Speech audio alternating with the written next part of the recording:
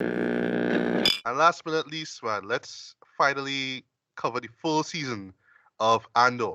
Oh, We recapped we talked about the first three episodes when they came out. And I will share a retrospective look at those because yes, I actually recapped those and watched out the rest of the season in about a few days. Actually, I really wanted to digest it as one story, right? And I will say, before I get into my thoughts on the show, um, I would say it works best if you digest it like that, right? yeah. Yeah, because I mean you can watch it weekly. I mean that's fine, but I find especially with I realize this with Star Wars shows, um, yeah, I just can't watch these things on a weekly basis though. Although to be honest, I did watch yeah, I mean Andor, all the well sorry I Andor for watched. me is the exception. Okay. Yeah. What I mean is right. Like I watched Book of Boba Fett and Mandalorian and oh gosh, this other show, Obi-Wan Kenobi weekly, right? But Yeah. with Andor, because I know it was telling its own story and setting a particular mood and aesthetic, I tell myself, all right, I just need to see the whole story play out one by one by one. I feel like if I just kind of watch it weekly, I'll just kind of lose interest during the week, and then I have to kind of I had to kind of like condition myself to get back into it. You know what I mean? It's kind of like that, right? And that's actually a great thing, actually, because yeah, this show is so far from the formula that we got with those last three Star Wars shows, right? So yeah, Yeah. like you go into this as a particular vibe dread. So it's one that you have to kind of gear yourself up for. That's really what I'm trying to say, right? But yeah, Yeah. Ricardo, as somebody who has been watching this weekly, I know you've enjoyed the hell out of it. But Yeah. yeah, Ricardo, take it away. What is this show? What is this season about? And you can jump into the review. Right. So yeah, just following the origins of Cassian Andor from the events of, well, we know him from originally from Rogue One, and they build basically his, well, beginning origin story. You know how he starts. It's Andor begins, and then they get into the kind of the slow burn of the nascent, like, just tension building up with against the Empire. And you invite a bunch of great characters in terms of, like, why that's the way it is and who doing what. And yeah, that is pretty much the core conceit of it. And well, we get into two very core figures it largely follows. This is from the rebel side, Lieutenant Rael and Mon Mothma, and then from the Empire side, what's the word? Mero, and I forget the guy's name, the fellow who get fired and kind of get dung bad for Mero. What's his name again, boy? Oh, Uh, that's Cyril. Cyril, right? Yeah, that's it. And they just follow the main conceits from their perspective and how the story builds up, and then Andor having to go through real drama with respect to a lot of that. And yeah, that's pretty much it. This this is excellent for me. I didn't expect to be as good as it was. It was kind of a masterpiece. Didn't expect to love it as much as I did. It's really, really well done. It's very serious business. It has that one of the big problems with it is it has that the it is one of the problems that this exists in the Star Wars universe. So you're wondering, well, how serious it should take this as it is. It has that Batman Begins problem, right? I mean, what I call the Nolanization problem, where it's so serious and it real, like, a lot of allusions to, like, anti-fascism and all this catering to well, effectively, aesthetics against fascism as a full premise. And you have a character who writing a manifesto and so on and so forth. And they play it really, really closely, just unreal, and it's very good, and they make it work. The only problem I had with it, again, is just that core problem of the Nolanization problem. It's like, wait, this is the same universe we square in with the space wizards, say, sure. But no, they make it work for what it is. I mean, Luton Ryle has become probably my favorite character in all of Star Wars. Like, this man real fucking Okay, hard. okay. Yeah, Luther just so gangster and just grimy as hell though. Like, you have this Boy. one scene in particular where the famous speech that kind of went viral now. I like, but this man real hard. And then Oh, yeah, well, is it when he's talking to a particular snitch? Is it that? right, yeah, that guy. And Oh yeah, I he love basically, that scene. yeah, Love he that scene. basically explains himself now. It's like, okay, that make real sense for you. And then the as I say, it falls within my framework of Star Wars I actually like. Like, I don't really like Star Wars all that much. I've said that a lot. But I have a handful of Star Wars that I actually legit like as storytelling. And well, of this very short list, it's the first Bioware KOTOR, which I absolutely loved, and then the Tartakovsky Clone War films, which is not canon, but Yes. those Tartakovsky Clone War short film cartoons are absolute masterpieces in my opinion. And yeah, that's it. Like it have nothing else in Star Wars I really love. Like everything else I kind of like I kind of like The Last Jedi. I kind of like Rogue One. I kind of like the X, Y, and Z, and then everything else is just kind of meh and forgettable. And then have the outright terrible stuff like Episode 9, for example, and well, some of the prequels. Are those super hated prequels, but you get that. I said, but this rope me in terms of like just that whole sequence in the prison was so good, and it's like clearly catering to like THX 1138, for example. Like it ties it Yes, that yes, yes. Perfect example there. You're right. Yes. or they get into the old politics of Star Wars. Like, it really feels like the 70s politics. 'Cause a lot of it feels like, Northern Ireland, IRA politics, for example, in terms of their relationship with England. And, I don't look at it like that because it really has that aesthetic. And they make it work in terms of like just all these characters having to play off each other and play it closely chess, especially Mon Mothma. I didn't expect to enjoy Mon Mothma family drama. And then you find out who Yes. she related to. Right, you find out who she related to and how she connected to and what going on with that. And that good. Mhm. And they just get into this all this grimy, anti-fascism stuff, right? And they make it work. And it's like, all right, shit, that real hardos. And yeah, I can't be mad at any of this. It's up there. It's just really, really well done material. They use the special effects smart. It's clearly using the volume, but it's very well done. They make everybody disposable but still important somehow. Like that's really good. Like characters just die arbitrarily. They have a lot of great dialogue. Like again, the kid who did the manifesto is like, he have all these great lines involving, fascism and you say oppression is the mask of fear and all of that kind of Yes. stuff. I'm like, Yes. what? There's a lot. Same little things like on program. Oh All yeah. these little lines really, really well done. There's a Mhm. great moment. They say, with this boy, all flaws are cool. Like they're real hard. Mhm. Um, Mhm. I know you yeah, talk yeah, about. Mhm. yeah. And it just comes together so well in terms of its conceit. I thought the show was going to come to its hilt and it was just going to be a one-off, but apparently we're getting a season 2. Like, all right, good. I can't be mad at that because how they end it is great. It's like this real hard too. All Yeah, I I'll think say it's is being just filmed right now. Actually, as we yeah, speak. yeah, but it's shocking how it's like, well, they straight up have a woman just not give a fuck and basically get herself turned into a brick to wash out some fascists, right? Like that real bad. And it really, really comes together really well, and it's really good character piece. And yeah, Cassian Andor, Diego Luna, Cassian Andor, he's he's kind of great. Like he really, really gets into the character.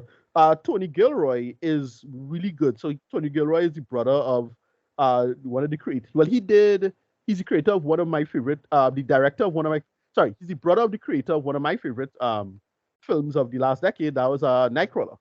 Um, Right. it's Dan Okay. Gilroy, right? Gilroy. Yes. Yes. Yeah, Yes. You're right. same family, right? All them related to each other. Is a big, like, really talented bunch of dudes from this small Hollywood, little clique, and they make it work for waiters. And this I thought was just really excellent, like in terms of just getting it in together, making the material work, and I can't be mad at any of it. Like rating, I'll probably give it like probably one of my favorite things ever for the year. Most likely gonna get the best of the year. Rated 9.5 out of 10. Like I have very few problems with it. The only complaint is not the pacing so much, but where it is episodically. I find it stops and starts in weird places. And again, if you're binging it, it shouldn't be a problem. But episodically, it's very weird because they had the first 3 episodes. That felt like a first episode on its own. It had a full arc, and then they got into the other stuff and they made it work. But where it stops episodically is very strange at parts. That's about it. It's like a minor nitpick because if you're binging it, you won't notice. Okay, that's about it. Yeah, 9.5 out of 10. Everybody comes together. The ending I thought would have been a bigger ending. Like I thought it would have this real big action set pieces. We don't really get that. It's actually smaller than you think.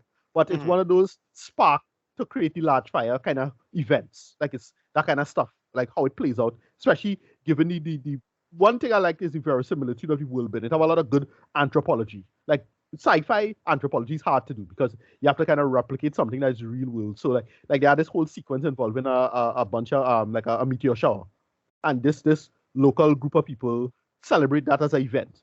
And that's brilliant. And then they do that similar thing in the end with the funeral rites of a main character, right? A character dies. That character becomes very relevant after her death because it's like she just basically created her last middle finger to the empire, and they make that work. And it's really grounded and very grounded and meaningful. Like that is why they make it work for what it is. And yeah, it really reflects the politics of when the original Star Wars came out. That is why it works so well for me. It really feels like it harkens back to old George Lucas stuff and then played very, very seriously and really well done. And yeah, I can't be mad at any of this. Like it really works for me. I'm really excited for season 2. Mostly because yeah, Luton Ryle, too gangster and too grimy for my liking, but Emmanuel Hardos. I didn't expect somebody that grimy to come true. But Mon Mothma and what her arc is, and then where it ends in terms of its the big cliffhanger of Cassian and Luton was great because of what Luton's plan was, and when you learn where you kind of learn what Luton is about and how you just move, it's like, all right, well, that is a real good tensive moment, and then the post credit scene is a little predictable, but I knew they was gonna do something like that. Like, okay, given Yeah, yeah. It what was we saw. hinted at earlier on, like, Exactly. maybe that's what's going on. But then when you show Right. like, okay, thank you for clarifying that. Yeah. Which I felt we didn't need, but whatever, it's fine. I didn't have a problem with that. It's our Star Wars, it's fine. I didn't think we need that post credit like scene per se. We didn't need that. But given what the show is was, I think how it lends into its strengths of all the things I liked in Rogue One, as opposed to all the things I didn't like in Rogue One. This is one of those things I didn't like in Rogue One. So but whatever. Get them, throw a bone for them, it's fine. Um that is about it. Yeah, great. 9 out of 10. Loved it. Right, right. So speaking of Tony Gilroy, right? Who by the way co-wrote the script for Rogue One, right? For me, like I just see him as just being kind of fascinated with flaws. Like it's always about these systems that appear to be concrete and complete, and there's Yeah. no blemish or no flaw like that. And he just kind of will notice, oh, there's a flaw in there, and he would just kind of expose that and just kind of break it apart, basically break down the foundation of it, right? I Yeah. realize like this is something that kind of attracts him to Star Wars, though, because think about it, like Rogue One really was supposed to fill in that gap as to, okay, how come the Death Star was so easy to destroy in Episode 4? That, Right. in a sense, that was about, right? But somehow it was just able to build on the whole aspect of, wow, there is like just these flawed systems, both in the Empire and the Rebellion stuff, right? Right. But with Andor, boy, it just goes so much deeper, boy. It's Yeah. not just about flawed systems; it's about flawed individuals as well too, and where they kind of find themselves, right? In this world, right? Um, and yes, in case you didn't notice this, folks, yes, I loved this show. Like, I was so shocked at how just different this show was, boy. I would not lie. Now, I will confess, just looking back at the first 3 episodes, I still do think that like those 3 episodes could have been compressed to two, because yeah, I felt in the third episode, okay, now this is when the story really picks up. This could have been in the second episode. If it didn't want it to happen in the first episode, that's fine. But we did have to wait till episode 3, literally for Andor to leave his planet. What's the name of it? By Phoenix. Like it took him. Look how long it took for him to leave Phoenix. Like Right. come on, right? Yeah. But anyway, from that point on, and yes, I do agree with you. Sometimes these shows will kind of, the episodes will kind of end, not so much abruptly, but just like, okay, this is really what it's like. You think it would end on a strong note, but it kind of ends on a somewhat somber or moody note, and you kind of know in the next episode you're gonna follow up that. I don't know the style. Like it feels like it's some sort of particular style or a particular aesthetic where, all right, something that it kind of ends now, and you think, okay, that's it, but you know it's gonna lead to something bigger. It's that kind of way, you know what I mean? But I think that it does kind of work, even though you still kind of wish that episodes kind of ended strongly, right? That's pretty much it in terms of gripes for me, man. But everything else, I absolutely enjoyed, right? First off, acting, everybody crushes it, right? Whether it's Diego Luna, um, Kyle Solerge, like I didn't expect to enjoy him as Yeah. Cyril Boy. I just love Yeah. again this the idea of him being a So sad. company man who Yeah. just wanted to do the right thing, and his Yeah. superiors, again, flawed systems, saying, Right. no, don't do that, it's fine, just go Right. and do your work, push As pencil, as sorry, because of just their get to your yeah work, bro, what are you doing, right? But yeah he's like, no, this Cassian killed these two people. Why we why are we sweeping this under the rug for? And one thing I just love about just showing the empire and the rebellion as well too, the kind of comfort zones that come across from, all right, I know I have a job to do, but you know what? I kind of just do this for the money, like, all right, I know this is not a big deal, but look, I don't want to get in any trouble. Like, Mm-hmm. and yes, I know I don't really 100% agree with what the Emperor said, but I still get paid. So, Yeah. it's like you don't want to do that. No, but here you have some people like Cyril say, no, do something, right? And this is where we lead to easily my favorite character in this whole show. Second, I mean, yes, Luton, right? Luton, Yeah. badass, right? Our light, right? He is an anti-hero true and true, but you're not Yeah. really sure what this man's motives are, even right down to the end. You really don't know, right? And it's so funny that they pair him with Saw Gerrera, right? Exactly. Right. Played by Forrest Whitaker. And even there, though, too, you're just like, I don't know, but I feel like I was honestly thinking that I was gonna stab Saw in the back, You know. I honestly thought it was gonna happen. He almost was gonna do that. And the man's so dread. He actually kind of come out and say, "Yeah, I would have done it, but and Right. he bring up some other excuse, right?" But yeah, for me, my favorite character, boy, is Deidre Miro, boy, played Yeah. by Denise Gould. Yeah. Right. Wow, wow, wow, wow, She wow. up there too. Yeah. She was amazing in this way. Um, I love how stern she is. I love how and she is just in like when she comes, right, similar to Cyril, right? And it's so funny how they kind of hook up. That's all I say, right? Yeah, she investigated something too, and you have this guy who working with working alongside the Empire too. This stuck up guy, but I love him as an actor, by the way, right? Like, this is not even your responsibility. This is mine. Like, this is not in your jurisdiction. We touching that for. Yeah. She just somehow finds her way. Well, actually, it's through her superior, right? Yeah, she kind of finds her way involved in what's going on with Cassian. But yeah, Yeah. the moments with her though were just so tense. I love just that aggression that she brought. It's not like she would shout at you, but she just have this way of looking at people, Dread, and Yeah. just that facial expression that she does. Yeah, she's the type of person that if you just look at she a kind of way, where like if you just look at she wrong, yeah, she will kill you. But Yeah. she will get somebody to kill you. That's how dread she is, right? But I love like when she meets Cyril for the first time. It's like, dude, who are you, Trennan? I Yeah. I I I, I honestly cannot blame Cyril for being down bad towards her. You know. I don't blame him at all, Jim. But when it ends without spoiling anything, I love that. That's just slight spoiler. She gets scared, and this is the first time we see her get scared, Trennan. Just Yeah. how she expressed that, but I was just like, yeah, Mm. yeah, this totally works, man. But yeah, love a character, just everything about her and whatnot, right? The supporting cast, really enjoyed them as well too, right? Whether Genevieve O'Reilly, who plays Mon Right. Mothma, Yeah. right? I know. I At now find first, out that she was in the prequels. I didn't know that. As Mon Mothma. So that's like way back yeah. when. So here's the Uh. thing, because I not versed in all things Star Wars, I only learned after the fact that in she Rogue was One. in Return of the Jedi, right? And she was in Rogue One and she was in Revenge of the Sith. She had a little cutscene there, right? Well, But Return of yeah, the Jedi. yeah, she also was in Return of the Jedi. Well, another actress played her. Actually, that was No, the the first. character. The The character was character, the the thing. character, the Yeah, character. the character. Sorry for the But I say confusion. the I mean, the actress. character. Yeah, of course, Yeah. Mon Mothma is like one of the famous characters. She was in all the Star Wars, like she was in Episode 4 and things. Like, yeah. Well, Again, that all right, because I didn't go in expecting that they would have these callbacks. I just kind of watched it. Was like, oh, okay, but all right. But then when I like look at them, I was like, oh, that's who she is, right? yeah. Duh, I forgot, right?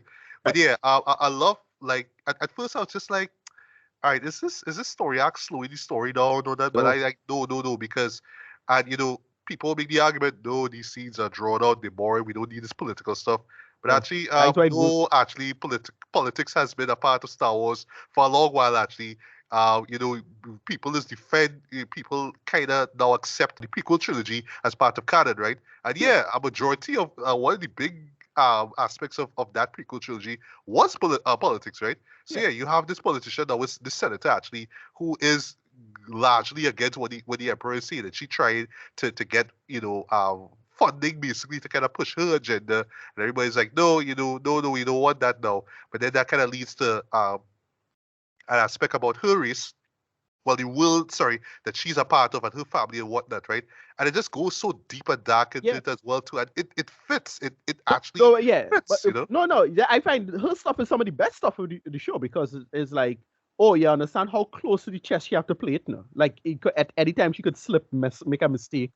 Like people listening to her because like the whole thing with her, the husband and the driver, like that's really good. Yes, I Because love that. Yeah. they hinted the driver being sus from since the start, and yeah, we know at the end we see him At being the end, sus. yeah, he was, yeah. Yeah, And I, and I then love that. I love yeah, like especially with her character where she knows she's being what, so she always has to be careful of what she mhm, say and who she talk to, and she does that so well, man. I love that. And I will say this lastly to so that story arc, where it ends, I was like, all right, well, shit, all right, shit, get real there.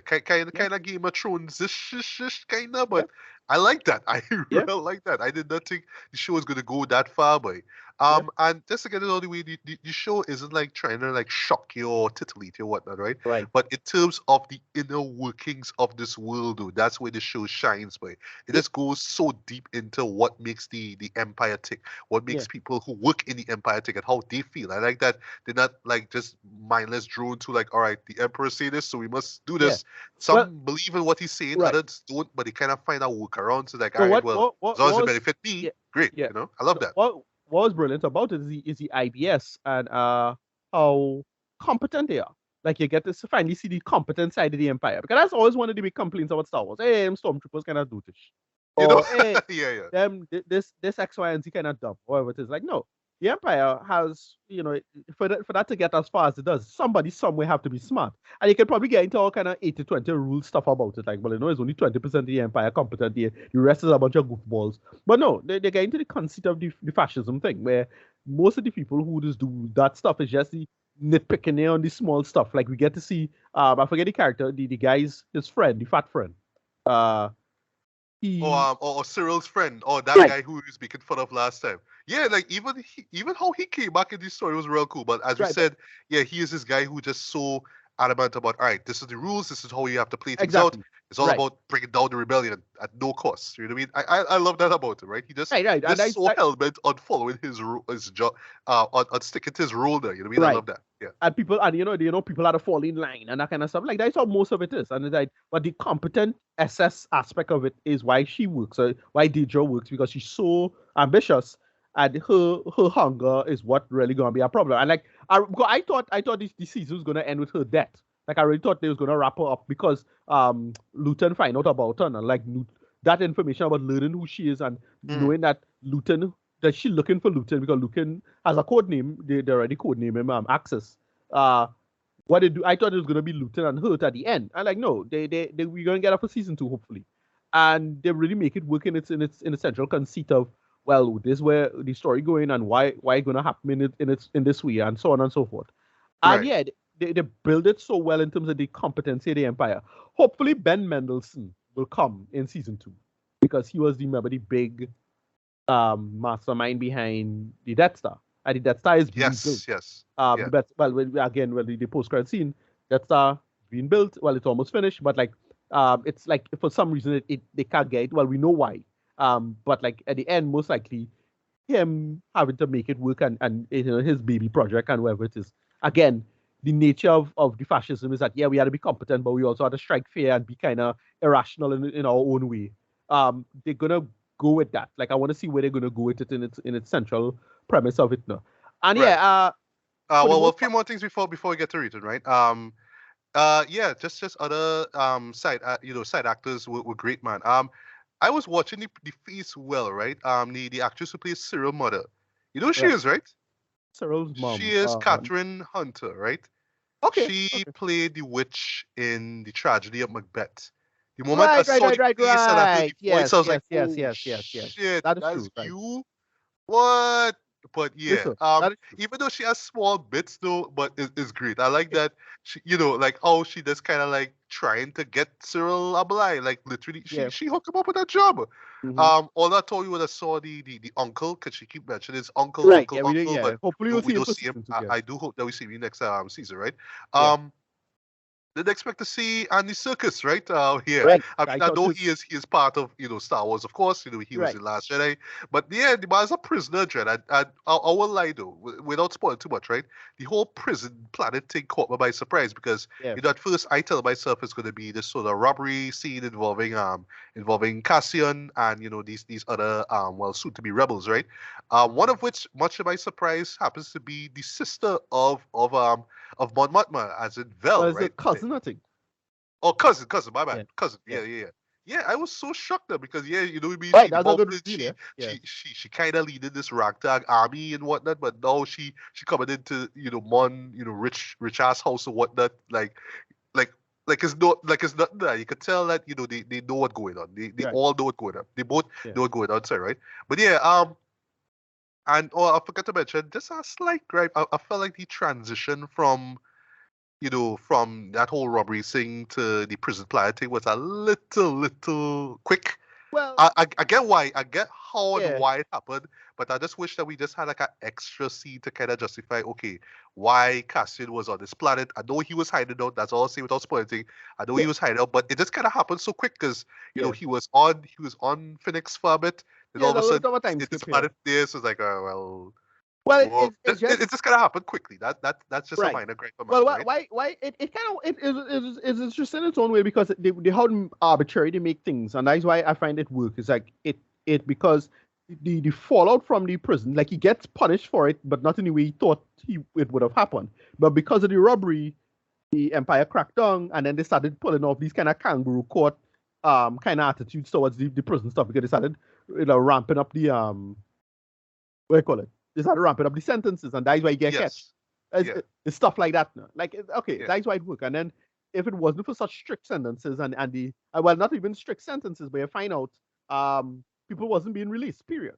Like, it wasn't just these sentences, but outright they were lying about your time, and that's why it caused the riot because the fella. That's the only reason that why Circus's character like decided to go on his side because you realize they just betrayed them. Like you can't trust anything they say, Right. and Right. well you find out they killed all the fellas now the other floor now. Yeah. And the reason why it happened is because they find out people wasn't being released. The guy got released and he got sent to another floor and then it get exposed and they kill all of them to cover it up.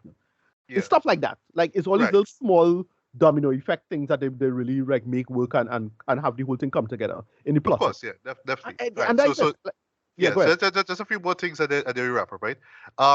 Because yeah, I do like the idea of showing okay the prisoners, right, and those Yeah, who are forced to work against they have to do things that they don't want to do clearly, right? right. And And then there's actually a great moment where involving this rather elderly prisoner, and yep, you could tell he can't do the job. He's yeah, not physically capable of, but yet still, you're sentenced, you have to do it, right? I like that the show was brave enough to kind of touch on that. I love how it kind of ties back to the end. That's all I'll say without spoiling anything. yeah, But I just kind of was expecting a much smoother transition from the sort of robbery moment, the kind of sting kind of vibe of the first half of the show into, into the prison stuff, and then eventually where the show ends or the season ends at Phoenix. By the way, just that final episode though was fantastic. How it built tension in particular, I thought really, really worked as well. And the payoff, yeah, absolutely worked, right? Um, also do like the music as well too, done by Nicholas Britell, right? It is slightly how to say by Hans Zimmer, Christopher Nolan inspired, especially with the yeah, shepherd tones used ever so often. yeah, Like, yeah, it has that kind of vibe. Like think of the music used in Dark Knight, for example, where yeah, it's that constant shepherd tone. yeah, Okay, something dark has happened. Something you know serious gonna take place there, and for the most time it works, right? Also a lot more electronic based than your average Star Wars score, right? Even for TV shows, right? But it works, right? Also what it also remind me of too, again, another Hans Zimmer product, the Blade Runner 2049 soundtrack, right? The score for right. that, yes, very synth heavy, right? And very dark and grim, right? It's that, right? But you do get some lighter moments as well, to like case in point with the moments that led up to to Cassian's arrest. Yeah, you actually heard some kind of like light-hearted sort of club oriented Oh yeah, that's electronic how real music. hard was. Yeah, Yeah, like it worked. yeah, And that's even how in the real first hard. episode, you Yeah, heard that too. Like, yeah, give it a little variety, right? But for the most part, it is grim and serious, but it works the tone of the film, right? Last but not least, though, the direction, strong throughout, cinematography, strong throughout. The use of visual effects, though, great as well. It's Right not, there. CG heavy, VFX heavy, No. sorry, but it But fits we with only the get we only flow of the get show. kind of one big space fight kind of thing. Well, Kind two. of thing, yeah. Well, two. Like the chase after the robbery, which is a Oh, great scene. yes. Yeah, yeah, Uh, yeah, you're right, yeah. and then well, Luton basically showing us that he freaking owned the Batmobile basically in Star Wars. Like Boy. that was real hard. That was Yeah. real hard. That was real But hard. boy, this is basically the James Bond car in Star Wars. Right? Like this man, because he had the That's money, right. yeah. So this man just do the grimiest fucking thing and just take out their men and just make all the right moves. And like tactically it makes sense because like he had to not reveal himself. Because like if he did get catch and they see his face, that would be it. Like he would have give up the game because she was already looking for somebody who they know was operating out of Coruscant. Little things like that, is it? And that's what I like about it. There's this smart detective work from both sides now. Like both sides trying to figure out each other and this kind of cat and mouse game. And they're really making it work. As I Yeah, say, money gripe, and this is more like a discourse thing, not in terms of the actual product itself, but like, yeah, same universe as the silly space wizard stuff, and it's how you're it squaring that. is. Yeah. And it's up to Even you. though it's set before this and before that, but yeah, because of how radically different this aesthetic is compared to what we saw before, yes, I can imagine some people find it a little too edgy for the sake of being edgy. Right, right. I think it fits with the Rogue One, style of Star Wars filmmaking. What I was Yeah, saying, what this really reminds me of before we get to read it, it feels very much like you're watching some sort of like World War II yeah, espionage drama kind of exactly. thriller vibe where it's not so much reliant on action, but it's more about characters and what they're gonna do next and motivations and when they put on the end when they're being put by the corner what they're gonna do, right, who they're gonna Yeah, sell out, is that kind of vibe though, and yet it all fits within this world because again it's a war, right, that's yeah, what Rogue One did, like I said with my review of the first episode, right, first three episodes, sorry. They circle wars in Star Wars and they scratch off the S. It yeah, really does feel like you're watching a war film, right? But in yeah, this case here, it feels like you're watching a thriller. But you do get your occasional moments of solid action scenes or whatnot, right? But yeah, yeah, don't go into this thing expecting a lot of callbacks and references and big action sequences or whatnot, right? But in terms of just like dissecting that war itself, dissecting yeah, how people in the rebellion feel and how the people in the empire feel, right? Yeah, this show totally works. But I was so yeah. shocked at this, right? Yeah, And it's very it's it's one of very those things that IRA slash yeah, very French very resistance. IRA kind of vibe, right? Yeah, very Yeah, French resistance actually. Like when you think about it, like it's what the French resistance was the Nazis, anti-Vichy, stuff like that, yeah, right? Yeah, yeah. And I'll just say this inclusive before I get to it, right? Because I keep holding this back, right? Yeah, it really like you think something like this would have happened like ages ago, like a show like this, but because like I confess I'm not versed in all things Star Wars. I mean like movies, films, even books. So maybe there was a property in Star Wars that felt like this. Maybe I don't know. Somebody could tell me, but for the life of me, like I don't think anything like Andor has been done before in any medium. I could be wrong again, but yeah, this was a really bold call, I must say though. A huge risk that both Lucasfilm and Disney Plus make, boy. And yeah, this absolutely worked, man. So yeah, this is one of my favorite shows of the year, boy. It took a while, like it took a while for me to get used to it, but once it clicked, I was like, yes. And for me, I think it worked even more because I sort of binged it out kinda while I actually watched it over like a 2-3 day period, right? So seeing the story play out episode by episode instead of weekly, yeah, that actually added to my overall enjoyment of the show, man. So yeah. for me, rating wise, I'm gonna give this a lighter decent 4.5 out of 5, man. This is easily one of the best Star Wars TV shows I would say ever, right? I know we have a second season, so yes, I do hope that the second season more or less builds off of the really strong foundation set up here, man. Yeah, this is a great show. Lucasfilm and Disney Plus have a gold mine on their hands here. I fully Well, imagine some. I know that's the case because like they showed already have the best rating, so I understand. Um, I don't Well, think. Well, to actually, be fair, I actually, don't kind of think they showed the right. best promotion either, because it was clearly going against like the conceit and spirit of what the higher ups want with Star Wars. Like they clearly want to do this reference fest now, and which is Right, what the right. fans hate right now. Yeah, But it's the for me, it's the exact opposite. It's like no, you gotta you had to do stories like this. This is what Star Wars should have go. But I don't know the heads up, and well, we will see with Bob Iger coming back if how things will turn out. Yeah, yeah. Whatever, we'll see. Yeah, so last thing I'll shut up, right? I can imagine some fans, not just some viewers, but some fans kind of thinking, it's too slow, it's too grim. Sometimes it is a little too grim for its own good, but Right. I can imagine some people saying, "Oh God, like why are you trying to be so edgy and like So we want the serious, fun yeah. in Star Wars, man." But um, I think that it is appropriately the way it is. And it's not like it's overly serious, right? You do get your moments of excitement and whatnot, right? But in terms of again, just showing us another side of again a war, right? Yeah. Yeah, this show totally nails it, man. So yes, Andor is a real deal. You could expect this definitely in my top 10 list for best TV shows of the year, man. Yeah, they knock it out the park with this one. I think I talk long enough. Sorry, Ricardo, close things off and with your rating. Yeah, as I say, rating, yeah, I give it like a very, very high rating, mostly because this is stuff that I'll admit, yes, there's a normalization problem where you're applying serious verisimilitude and serious business approach and storytelling to something that should be for children and ultimately kind of silly. But you could tell that the adults in the audience really appreciate this and they really go, adult with it. Should this be the direction for the same universe with the Space Wizards? Not sure, right?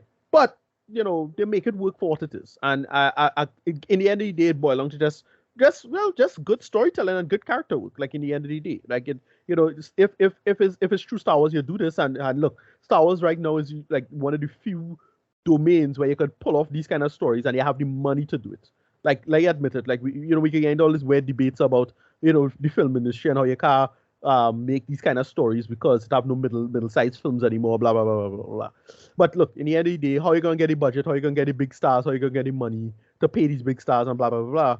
Yeah, Star Wars. If you're doing it through Star Wars, then so be it. It's fine. And ultimately, I just really appreciated this for what it is. I'm not a fan of Star Wars, right? And for various reasons, I'm not the biggest fan of Star Wars. But this turned me around on what Star Wars could be, and it really feels like Star Wars in a parallel universe almost. Like this is where you go with it instead of like imagine if you never like come up with the Force and all the Jedi shit and the Sith stuff and all of that, and you just go in that more grounded direction with the material. That's what it felt like. And it really goes back to again. It feels like 70s politics now, which is where the original Star Wars was conceived in. Well, late 60s, 70s politics. Late, the Star Wars was in the context of the Vietnam War, right? Yes, correct. This is in the more in the context of Irish, freedom, right? The Yes. Northern Ireland, all that drama with England, and that's why it works so well in this. And at least this felt like to me. And yeah, I Right. can't be And mad at. also, is it a coincidence that there's a majority of the cast are Irish? I mean, Okay, yeah. Like I don't think, I don't think just that say is it. by. Just say it. Yeah. Yeah, I don't think that is a coincidence at all. Like it's Okay. clearly by Yeah. design. Like they clearly cater to the aesthetic and they make it work for what it is. And yeah, none of it I had any big problems with. Mostly because it's like they play it a great narrative. The immigrant narrative works really well. They make the conceits of the story work in terms of like why these characters doing what it is. Very humanistic, very grounded. Yes, it's in the context of this very Manichaean universe of good versus evil and again a big space devil running everything. But no, like when it comes to the grounded daily lives, everything else, this is how it works. This is the mechanisms behind everything and why it in the general conceit of everything else. And I really hope we get more of this. I was surprised that we I thought we was going to get one season, but no, we get a second season. Great. I'm really happy with that, and I really want to see more of it. To be honest. So yeah, rating very very high for me, but mostly because it really scratches the itch of doing the real world stuff in the goofy universe. And much like with Nolan's Batman, it's the same reason I like this. It's up to you. I can understand why people might not like it for what it is, and why when they think about it don't work. But much like with Matt Reeves' Batman, same thing. Relatively grounded universe or grounded aesthetics and conceits in a otherwise supposedly silly universe, right? Yeah, I loved it.